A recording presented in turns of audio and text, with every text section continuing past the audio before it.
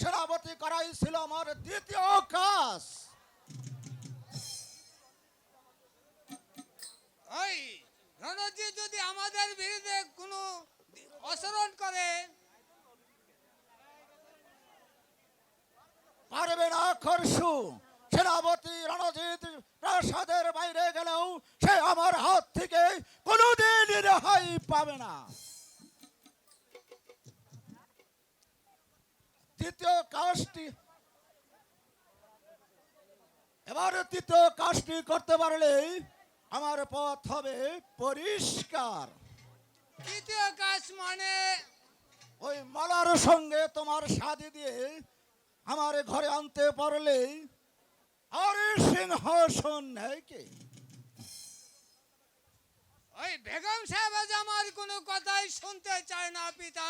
মহারাজকে কোনো কৌশলে রাজি করাতে পারলেই বেগম সাহেবের অনুমতির কোনো প্রয়োজন আমি মনে করি না।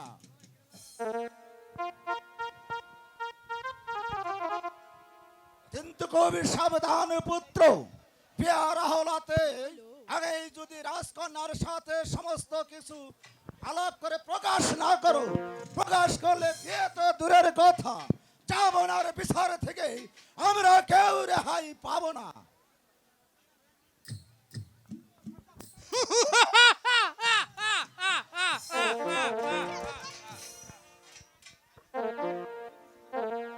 ওই আব্বাজানের বুদ্ধির তারিফ করতে হয়, কিন্তু মালা মালা যে কোনো কথাই শুনতে চায় না। যাক, তবু আমাকে পিছিয়ে গেলে চলবে না। ওই ওই সুন্দরী মালা আমার বুকের শিকায় তুমি আগুনের মতো দগ্ধ হয়ে জ্বলে উঠলেও আমি তার সহ্য করব না। যেখানেই থাকুন না কেন আমি তোমাকে চাই সুন্দরী।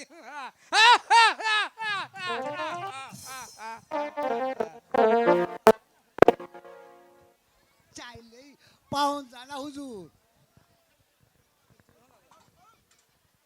চুপ করো।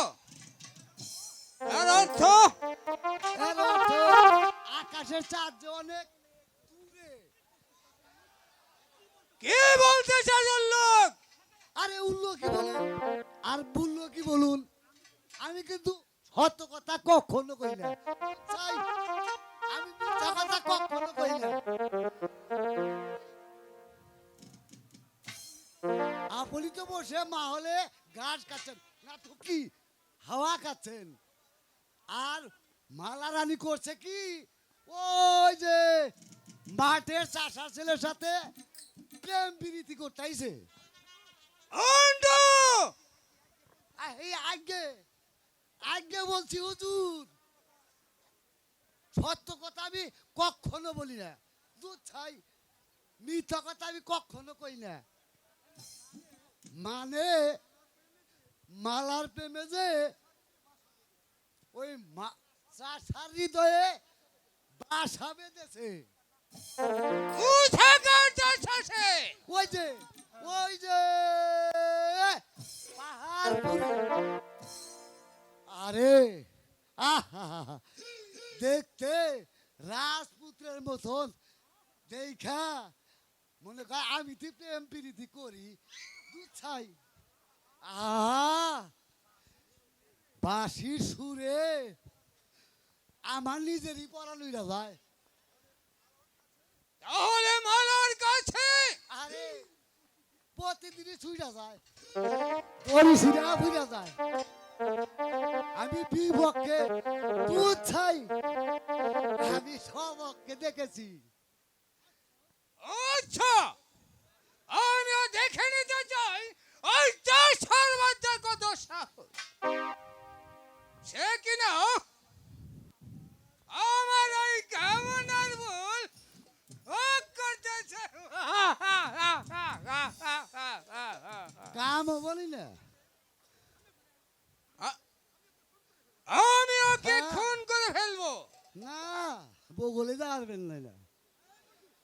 এই মন্টু, আগে হুজুর তাই করুন, নইলে ওই যে মালা তো দূরের কথা, ওই যে শুকনো ফুলও আপনার ভাগ্যে জুটবে না। চলো মন্টু, আমি তা নিজ চোখে দেখতে চাই। হ্যাঁ, তাই তাই তাই তাই চলুন এখন। তাই চলো মন্টু।